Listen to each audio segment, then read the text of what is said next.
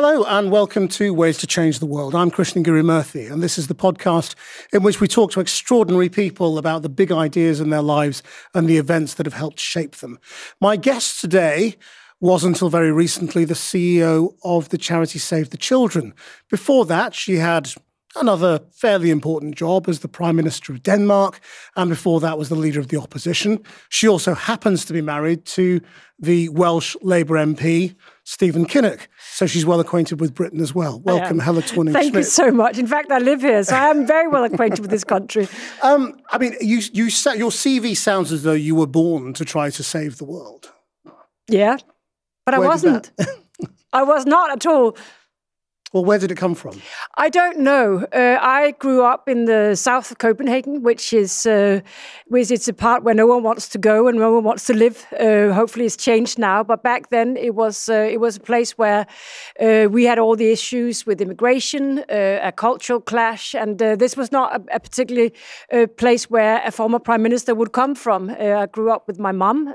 My mum and dad got divorced, and there was no politicians whatsoever in our family. So were you part of an elite? Were you a middle-class family? No, no elite whatsoever. Didn't know any politicians, didn't know anyone from the elite at all, and grew up in very modest conditions, actually, with my mum, particularly when they got divorced. The money wasn't great. What did she do? She was in computer science, and she got a degree very late in her life as well. She's an amazing woman, my mum, and I think that sense of trying to create a fair society comes both from my mum and my dad. And I remember very clearly when I came home from school, which was just the local school that I went to, and said, "This is unfair," and the teachers are this and that. They would both say to me, "Have you tried to change it yourself?" So from a very early age, it got installed in me that if you see something which is not right or not fair, you have to try and change it yourself. And to what extent is that a national characteristic in Denmark? I mean, we in Britain, I just think of everywhere in Northern Europe, Scandinavia as kind of generally sort of quite liberal, lefty, social democrat, high tax, more egalitarian. Is it true? It is kind of true. I mean, we are different from many, many other places in this world. Now I had the opportunity to travel to many parts of this world and see people and meet people and be in different countries. And there is something about the Nordic countries which is different because we don't accept we don't accept big inequalities. We think it's not fair.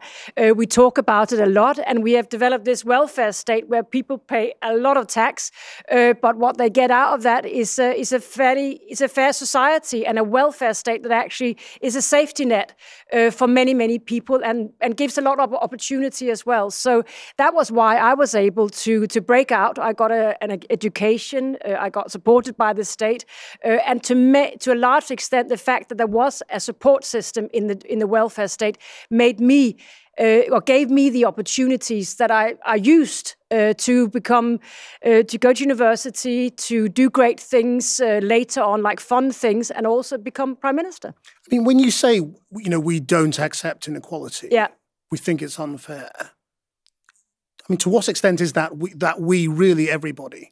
Is there a... It's a national feeling, I would say, that we don't think that huge inequalities is a great thing. I mean, you can be very wealthy in Denmark, and some people are, and you can be poor in Denmark as well. But we actually look at the Gini coefficient and look at it, is it growing?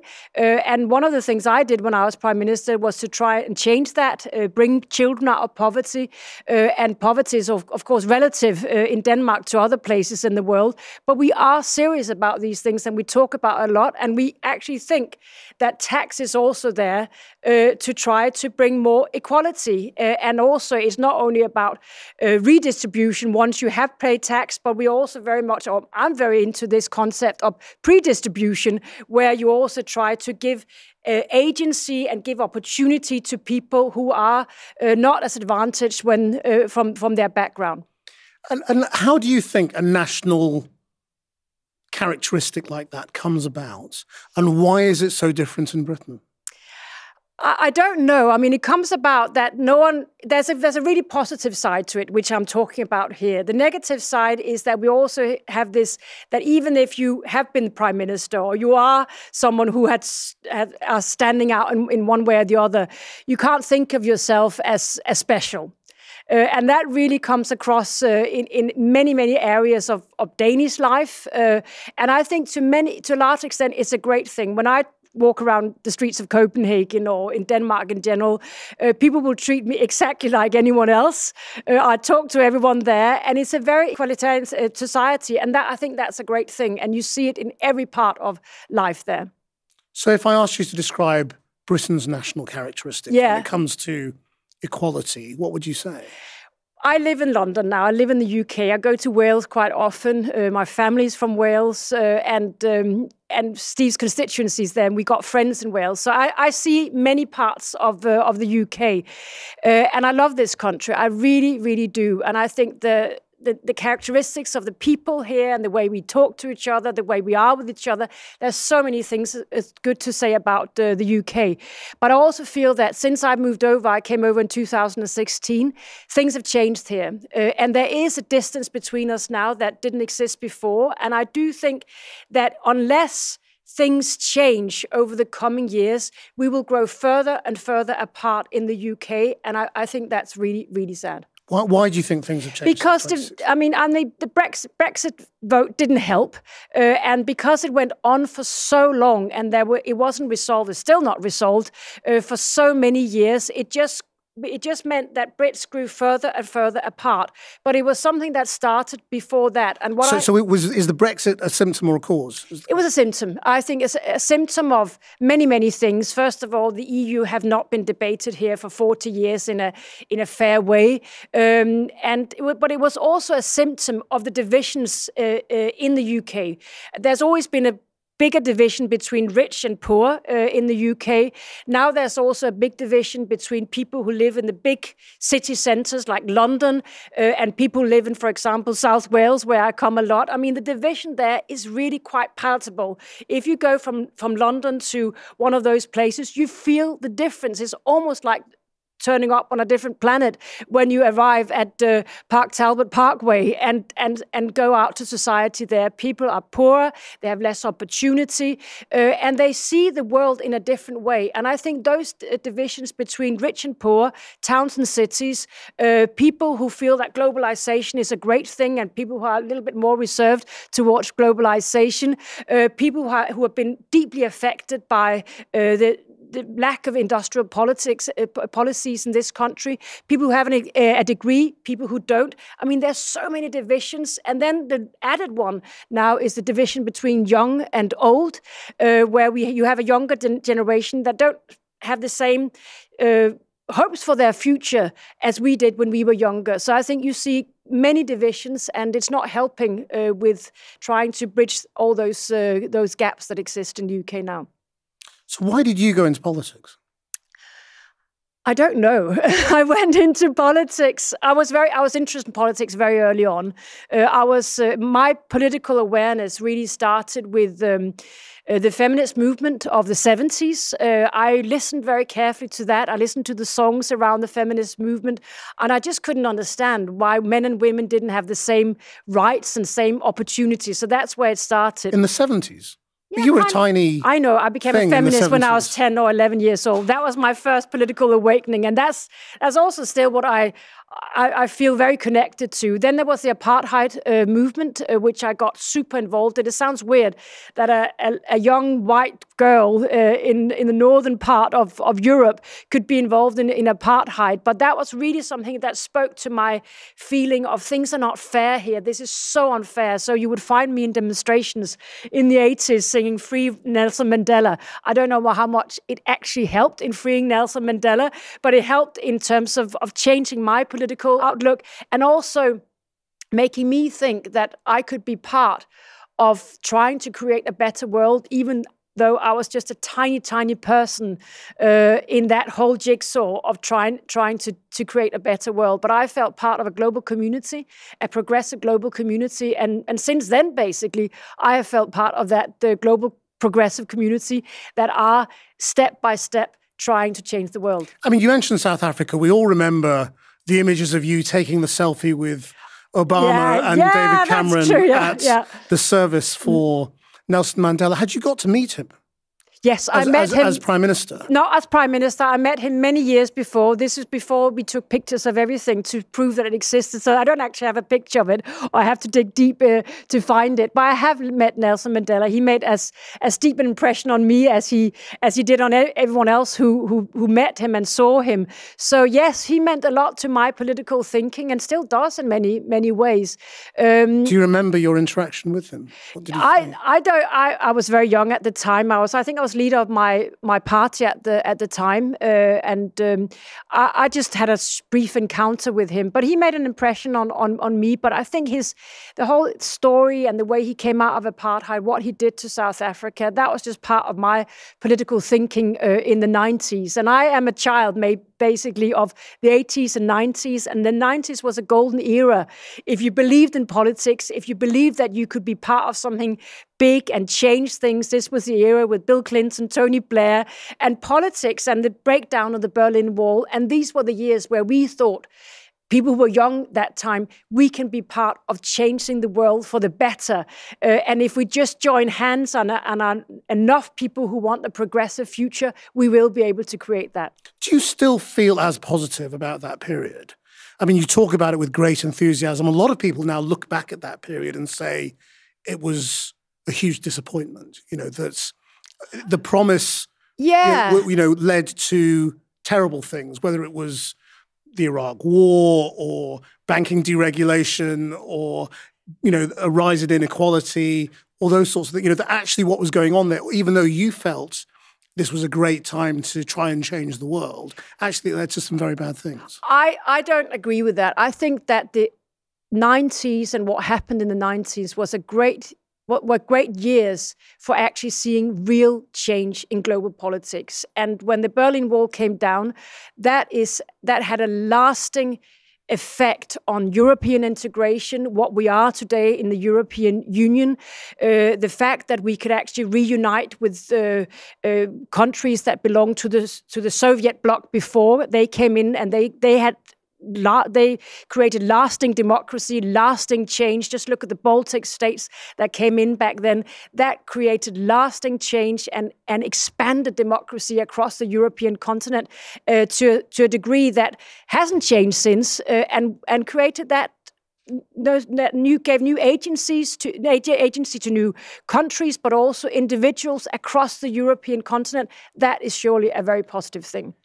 Were there mistakes made in the 90s? Of course there were, but I also think we drew some very important lessons about international politics, but also how you can change Europe for the better. And I do think that created lasting change. And so, I mean, you had these causes that you believed in. Was there any doubt in your mind that achieving political office was the way to change the world rather than being an activist? I always believed in political office. I was an activist for a very short time of my life, but I always felt that real politics and where you really change things is when you meet your political opponent, try to change things with them, listen, have a dialogue, reach consensus, reach a compromise. These are things I believe passionate in still. I'm a passionate pragmatist in the way that I really believe that real change comes when you go into government, when you actually change things with other people, and when you start to accept that you can't always have it your own way. You have to reach a compromise. And one of the things that I am so saddened about these days is that the art of compromise has become something negative in politics. The fact that you create a middle ground and that's good enough has become something negative, almost something that is a sign of weakness in politicians these days. But back then, it was something that was good, and that's always been the driver for me, that you can't strive for getting it just your own way. You have to strive for the compromise. And do you think that will be the way? And that's what you do in government. To bring confidence back to politics? Because at the moment, everyone is struggling with how politics has become so polarized. Yeah, politics have become so polarized, and it actually has, will have a severe impact on democracy itself. Because when politics becomes so polarized, we become, as politicians, we become incapable of finding solutions with each other. And the more we become impotent in terms of finding solutions to the real big issues, the more people will think, what is democracy actually good for? So that's why, unless we find our way back to compromise in politics, it will actually have lasting negative impact on the way democracy is being perceived by many, many citizens. It's already starting to have that effect, and that is why compromise is the soul of democracy, because that's respect for majority, yes, but also for the minority. And that's a little bit what got lost in the debate around Brexit, that the 48% who voted to remain in the European Union, they also had rights, but I never felt that their rights were completely respected. So what do you say to people who really despise the other side now? Because that is the way it is. You know, sort of the debate amongst relatively normal people has become so extreme that people genuinely hate, I think, people on the other side. Yeah. They despise them as people. They think their values have nothing to do with them. When you're at that point, how do you come back from that? I think it's so important to remember that people don't see themselves, a lot of people don't see themselves in either camp. I mean, there were loads of people at this election in the UK, in the December general election, that had voted for Labour all their lives, that switched to voting Tory. There were loads of people in 2016 election in the US that had voted for Barack Obama, that suddenly voted for Donald Trump, a completely opposite to what you would think. There were loads of people who voted for the socialist in France that suddenly decided to vote for Macron. It's the same people, or Le Pen. So it's the same people that actually have both those sides in them. So I do think as politicians, we have a true obligation to listen to each other and to find a common ground. And what I think you find most days, if you go down to the local pub and start talking to people, you find that you have so much more in common that the normal political discourse will show. You said feminism was the first thing that politicized you. How open to female leadership was politics in Denmark when you were getting into it? It's an interesting question, because I do think that gender still plays a big role in politics. I mean, a really big role. And I was the first woman to become chairman of or leader of my party. I was also the first woman to become prime minister in Denmark. We still see some of the Nordic countries that still haven't had a female prime minister. And I do think that gender plays a big role in how we see politicians. I think gender played a big role in when Hillary Clinton didn't get elected, because it's still, all of us, we still have this unconscious bias that we don't even know how to talk about because it is unconscious. And I do think that gender plays a big role in how we see other people, how we judge our politicians. So I do, it's something that is even hard to put your finger on it. So what was your experience of it? My experience was that my party was ready for a female leader, and it played a very positive role in me getting elected. We'll see if the Labour Party is ready for that as well. So that played a role in myself getting elected. But there were also issues sometimes where you really could feel that the country had to find a new way of debating politics where they weren't always ready for a female leader. And for many years, it played a role in how I was viewed as a politician, that I was a woman. And do you think women also fall into those traps? Women fall into those traps as much as men do, I think. And I think that's... As much as? Almost, yeah. I do think that female politicians get judged in a different way than men do, and I think that is still the case. I mean, you mentioned the Labour Party here. Do you think they should be electing a woman? I think it would be fantastic if the Labour Party could have a female leader. That's a slightly different question, isn't it? I mean, it would be fantastic. But do you think a party should seek to elect a woman because they should have a woman as a leader? You know, that it's time for them to have a woman as a leader? I think it's definitely time for the Labour Party to have woman as a leader. But I know that there's a election process going on in the Labour Party right now, and I don't want to interfere in that. But it would make me very happy if the Labour Party could finally have a female leader. Are you backing anyone? I like a lot of the message from Lisa Nandy, I must say, and I feel very related to her campaign. She's a youngish woman. I was a young woman myself. She came from nowhere. I came from nowhere when I became the leader. There was a one member, one vote when I got elected, and it was a bit of a shock to the system in my party when I got elected, because I was such a different candidate, because I was younger, I was a woman, I wasn't part of the very sort of ingrained party politics that was there. So I really like her as a candidate, and we'll see what happens. What is it you like about what she's saying? I like that she has so much respect for all the people who have changed their vote from Labour to the Conservatives. I like that she is so keen to listen to people and really understand why they have made that change. And I also have a lot of respect for the stance she had after the Brexit vote, because she comes from a Leave voting seat, and she had a real good understanding for why people would vote to leave. And she kept the respect for people who voted to leave all the way through those debates, all the debate about Brexit. So when you became Prime Minister, what in your heart did you think you could achieve?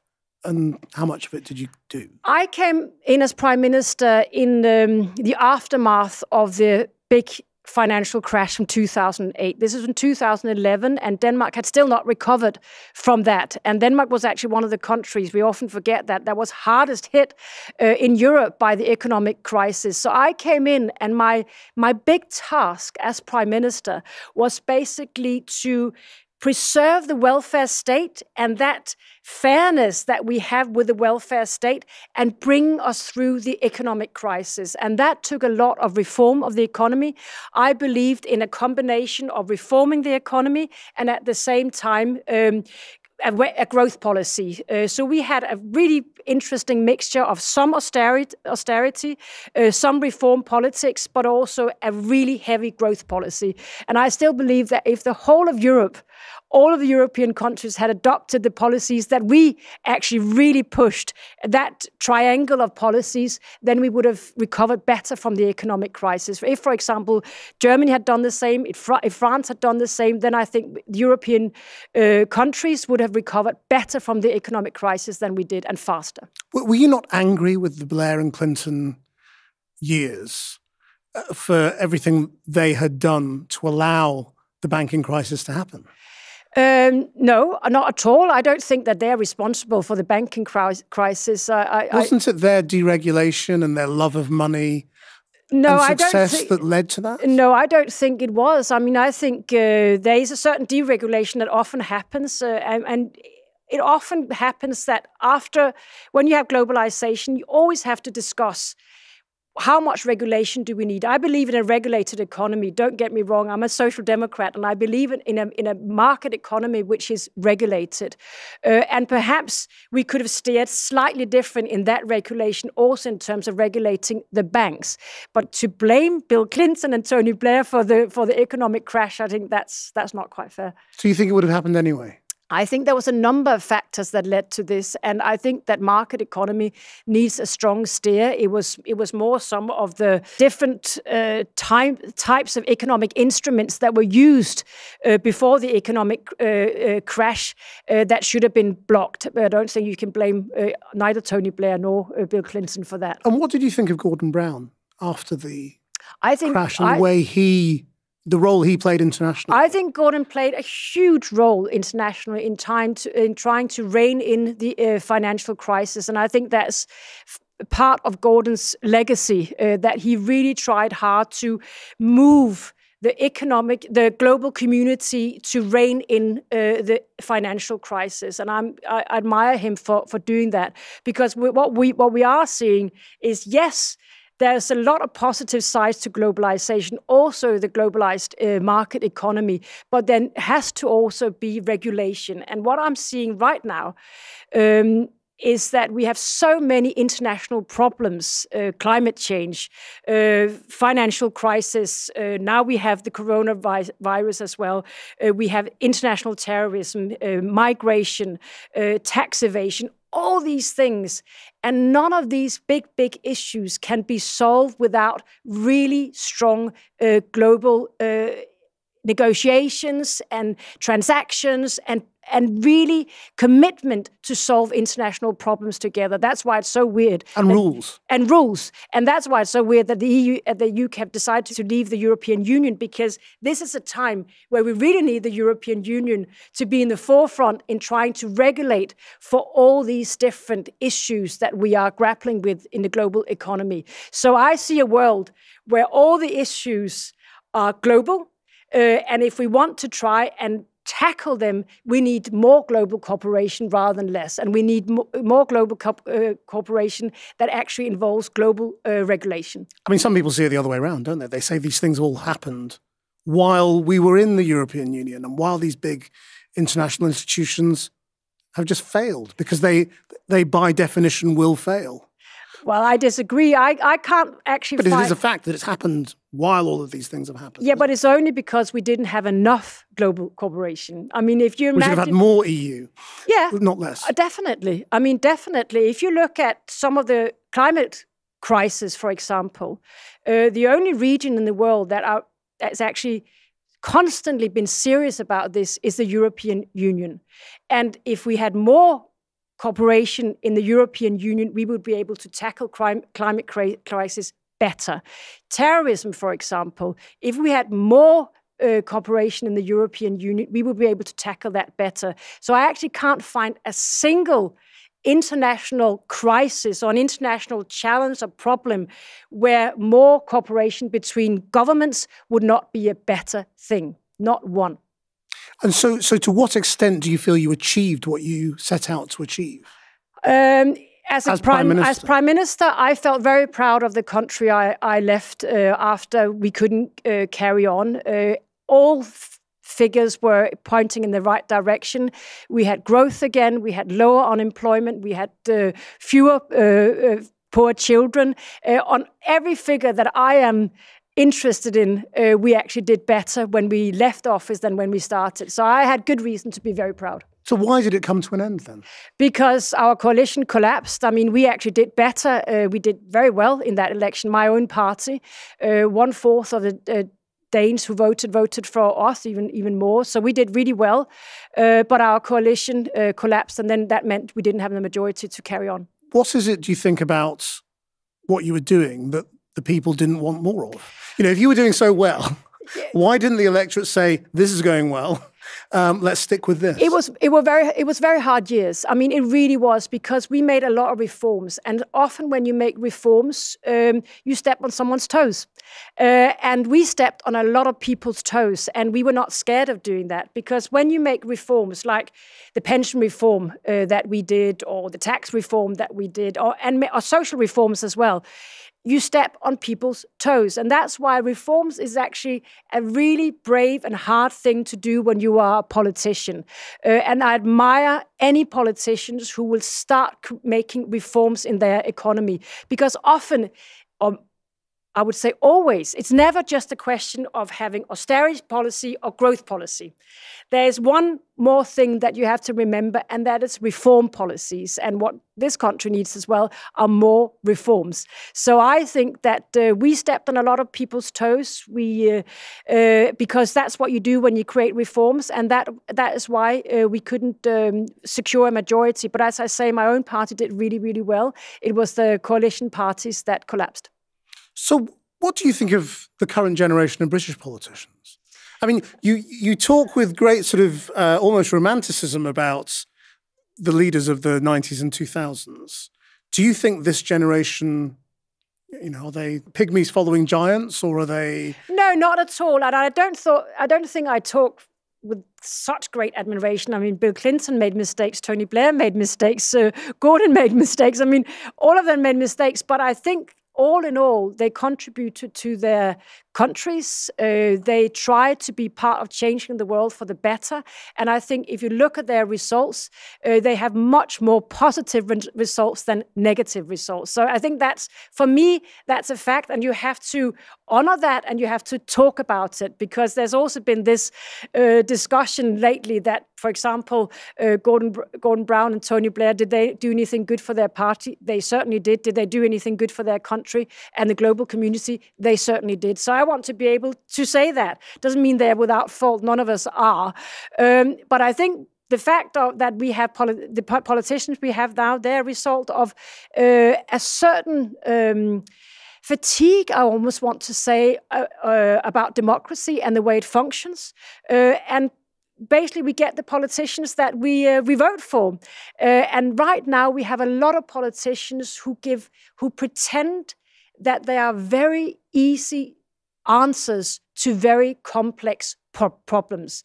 We often talk about populism, and I think that is actually the essence of populism. If we pretend that even though the world is complex and we should compromise with each other and we should listen to people that we don't necessarily agree with, even though we all know that that is where the solution lies, they present solutions that are very, very simple and that they would be better off not listening to people that they don't agree with. So I think that is the politicians. Many politicians are like that these days. And that's because we vote for them. Is it very frustrating for you, looking on, having held high office, looking at people, well, by the sound of it, you think they're making a mess of it? No, it's not frustrating, people making a mess of it. No, that's not how I see things. I just think that we always have to fight to renew our democracy. And I think we are at a stage right now in our time where people are getting a little bit tired of democracy because they can't actually see that our democracies are solving the big issues. So do you think democracy is really under threat? I think there is a certain threat to democracy, and I think the figures show as well that many more people than was the case in the 80s and the 90s, for example, are not completely convinced that democracy is the best way to run a country. But what I think is amazing and positive is that because we have social media, because we have more equality in many ways, you also have a lot of personal agency that you didn't have before, and many more people are actually empowered to share their voice as citizens participating in their society. So I think we have all these contradictory trends. So that's why I think we can save democracy. But is it under threat? Yes, I think it is. But what is it you think we're in danger of slipping into? You know, what is it that those people would say, okay, yeah, that's all right? I feel that we have a constant danger of slipping into us not participating in our democracy, saying this is other people, believing our politicians when they say there are easy solutions to complex problems. So is it a sort of elected dictatorship that is the real danger? Or, I mean, you know, what is it you see that we could find ourselves living under that would be the real threat? I think the real threat is that we don't participate and that we think that even the small steps that we take as democratic citizens do not count. And that's why the next many years, I think we have to have a conversation about how do we reinvigorate democracy? How do we make sure that the agency that we have all gained over the years, which is actually bigger now than it was before, how is that translated into participation and us becoming democratic citizens that take responsibility for our democracy? I actually think deep down that citizens love democracy, and we have to make sure that the countries that our children are living in, that they are more democratic than what we have now, and that we don't slip into an apathy where we don't want to fight for our democracy. And what I've learned over the years, particularly maybe with the experience from the 90s, is that democracy is not something we can take for granted. Liberal democracy, based on the rule of law, is not something we can take for granted. Every day and every new generation have to fight for democracy. And that, I think, is the fight we're in right now. You've spent the last few years running a charity, Save the Children. Yeah. How did that compare to running a country in terms of what you felt you could get done? It's very interesting to go from politics to running a charity, like an amazing charity like Save the Children, because what it really brings you to be part of Save the Children is that every day, if you wanted to, you can leave the office or wherever you are in the world, and you can almost count how many children's lives you have impacted, that you have been part of a big network where we're trying to get more children to go to school, get less girls into marriage, vaccinate children to save their lives, and all these kind of things. It is so amazing to be part of making real change on the ground for real children. So it's very tangible to work for a charity, and I was just really proud that I was able to be part of such a great organization and made such big changes every day. So being able to do something that is more measurable, yeah, it may give you a bigger sense of achievement. I think both those things give you a big sense of achievement, and I think that's perhaps is the lesson for all of us. I think sometimes when you look at the scale of the problems in front of us, you ask yourself, what can I do? Little me, what can I do in my little corner of the world? And I think the good news is that we can all do something. We all have some kind of agency. We all have a voice. We all can join hands with other people. We can actually be part of changing the world bit by bit. And I very strongly believe in that. Even though you can't save the whole world, you can still be part of making that little change. And you can be that change yourself by the way you interact with other people, the way you respect other people and their opinion and their right to be who they are. And you can be that change wherever you are. You can be part of that change. And that inspires me. And inspired me in Save the Children, of course, also as Prime Minister. I mean, there's a very funny TV clip I've seen of you with Stephen Kinnock, your husband. I think on an election night. It was election night, yeah. Where you were kind of basically telling him what to say or not. I think what not to say. But you were certainly looked like you were giving him some pretty stern words of advice. Yes. So what is that? What is that dynamic then? I mean, are you his advisor? I mean, Steve and I, we've been together for more than 25 years. We are each other's best friends and best advisors. We are married. We have our two lovely daughters. I mean, we're a team. And I think on election night, you become an even stronger sort of political team because we're so engaged in these things. So I do think that a night like that, we were so close, and we had there's this TV crew with us. And I said to him, why are you doing this? And people have seen it as a very sort of like a very robust advice to him, which perhaps it was. But I mean, we feel like a very strong team, and I felt I was on his side that evening, which I always am, and we are always on each other's sides, and we were I was trying to help. Because what was that like? Because when you were Prime Minister, yeah, you're married to sort of a relatively junior British politician, yeah, and you were sort of commuting between the two countries, I guess. I wasn't commuting. I was more or less in Denmark. Steve has been commuting, and now I'm sort of going back and forth between Denmark and the UK. Luckily, it's very, very close. No, I mean, we managed to make this work for many, many years, and I think it's natural when you grow up together like we did. Don't forget, none of us were in politics when we met. We were very young when we met. When you grow up together and you form a family, you also become a very, very strong team. And we debate everything. And I always ask Stephen for advice, and when I was in politics, and we discuss politics now, of course. I want to say it's not the only thing we talk about. we mostly just talk about silly family things and our children and everything like that. But we are a strong team, and I think you got a little taste of that evening. You're obviously very engaged in British politics. Yes. I mean, do you find it at all tempting as a proposition to enter British politics? Yeah. I'm not even a citizen here, so no, I don't.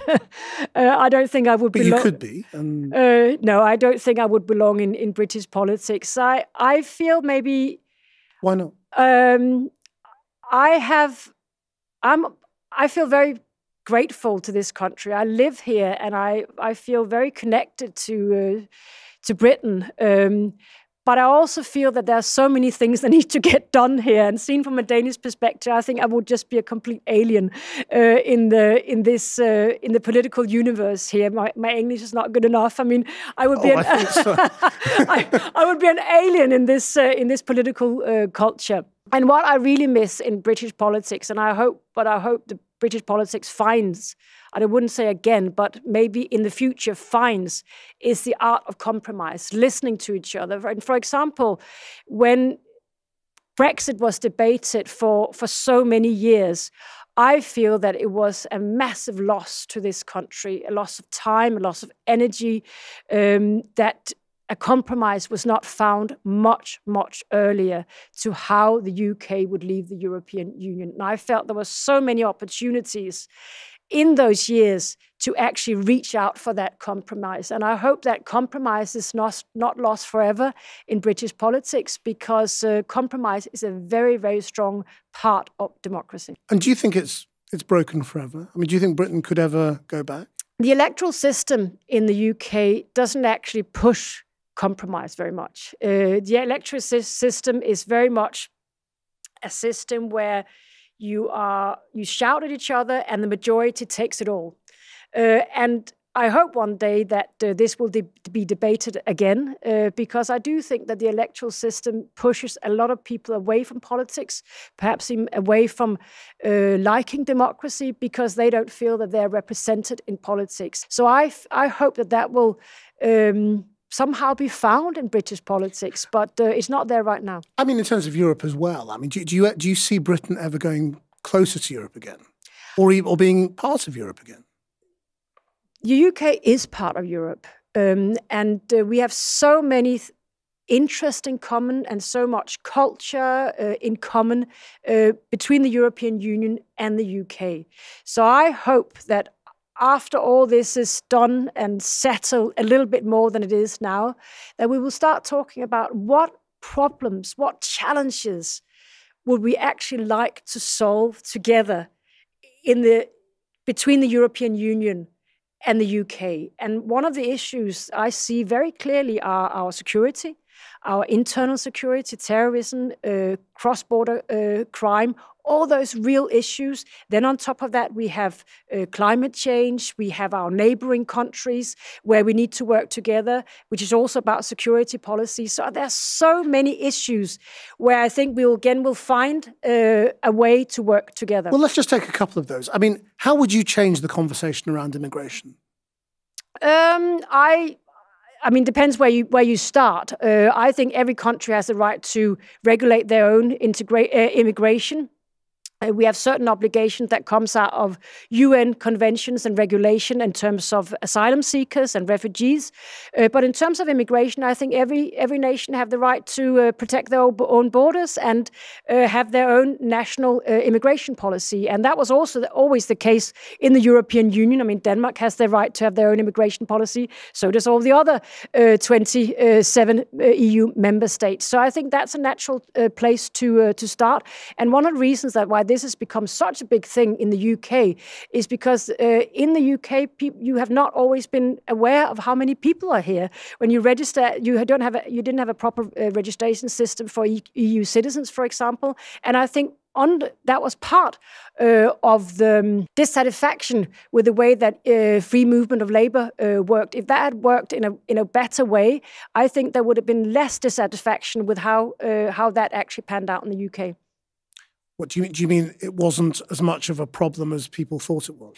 It became a problem because, to be honest, I don't think you had proper controls of actually who was here and who was not. And are you optimistic on that front? That immigration... Not really. And again, we're back to the compromise. I think this country, as so many other countries, need a big compromise on immigration because it is tiring and there's an element of racism in this conversation as well. The best thing that could happen for the UK, as so many other countries as well, if you found a big national compromise on immigration. So you didn't have to keep going back to this, so it didn't become so politically charged as it is now. But a big national compromise on immigration would be very, very good for the UK, as it would be in other countries. And I think that's actually one of the things that we did in my own country, that finally there was not a national compromise, but a national understanding around our immigration policies. And that actually became less charged in the elections that followed. So if you could change the world, Yes. Just like that? Yes. How would you change it? It is a very difficult question. But I think there are two things that really comes to mind. And I would reinvent compromise as the strongest thing in politics, where we have to listen to our opponents and where we have to find a middle ground. And building bridges is not a bad thing, it's not a sign of weakness, it actually is a very strong thing. So that's the first thing I would do. And my wand is very special, so it gets a second thing as well. I've seen firsthand when I was CEO of Save the Children and traveled the world, I've seen how systematic discrimination really kills everything. People are discriminated because of where they come from, where they were born, their race, if they are a girl. If I could change that, just take every discrimination away in one, with one whack of my wand here, I would do that, because discrimination kills everything. It kills initiative, it kills agency, and if you could change that, we could change the world. Helle Thorning-Schmidt, thank you very much Thank you for having me. For sharing your ways to change the world. I hope you enjoyed that. And if you did, then please do give us a rating and a review. You can watch all of these interviews on the Channel 4 News YouTube channel. Our producer is Rachel Evans. Until next time, bye-bye.